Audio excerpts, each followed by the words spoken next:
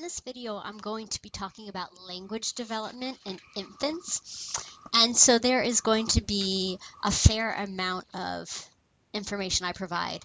And I'll actually focus on infants as well as early childhood. So the first thing you should know specifically about infants would be the use of gestures. Gestures are an important aspect of language development in kids. The first sort of index for this would be pointing. Pointing is a very important aspect of gestures in language development. It also has a significant social aspect to it. When a child points, they're really trying to communicate to others saying, look at this, I'm interested in this, and you should be interested in it as well. And so an absence of pointing is a significant indicator of problems in an infant's communication system. Specifically, it can be a sign of a potential autism diagnosis later on, that a child is on the autism spectrum. A lack of pointing is a lack of being able to understand that others exist and have a perspective, and understanding or caring about what they are focused on and trying to communicate with them to have them focus on the same thing as you. So pointing is significant.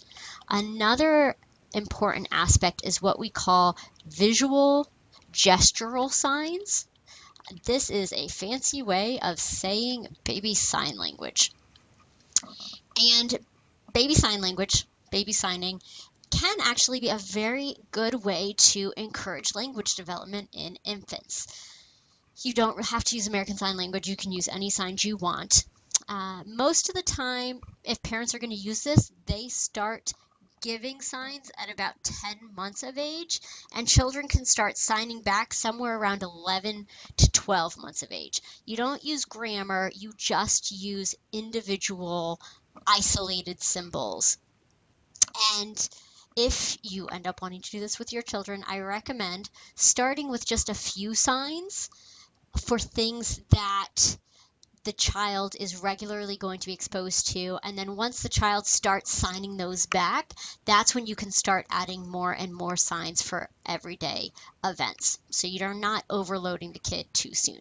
So common signs would be things like all done, more, milk, bath, bed, those sorts of things. So very specific single gesture things, not complicated sentences, no grammar. And the signs tend to stop when the kids start to learn to speak, once language becomes more available. Some people worry that this baby sign language could potentially impact development. There's actually no research for that. The research shows the opposite. Children who use sign language actually tend to have increased language acquisition over children who are not given sign language. So using sign language with children is a good way to facilitate communication. It can also decrease frustration because the child can sign to you before they can say the word. And so it's a good way for the child to communicate his or her needs and reduce frustration when they're still pre-verbal. And another thing to know specifically about infants and language before we move on to early childhood is recognition. When children are born, they are able to recognize every phoneme in the world. So they can tell the differences between every phoneme that exists, regardless of the language it is from. However, by about 6 months of age, they start to lose that ability, and they can only recognize sounds in their native language. If they're not exposed to that phoneme, they start to lose the ability for it.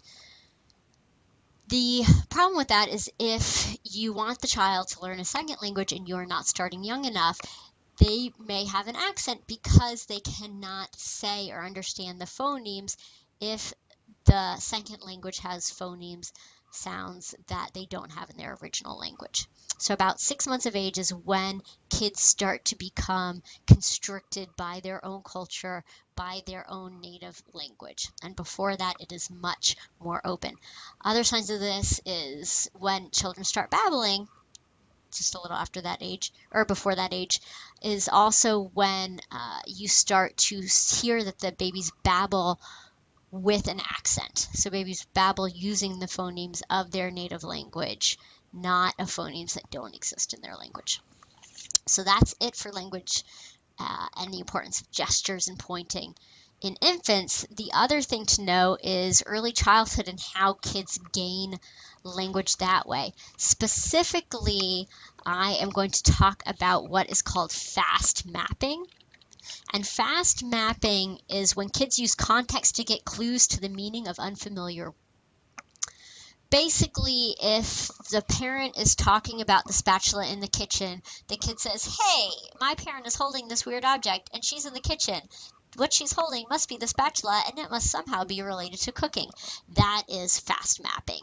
You figure out what a word means by looking at the context in which it is used. So that is an awesome way for kids to learn language because it happens really fast in the first few years of life.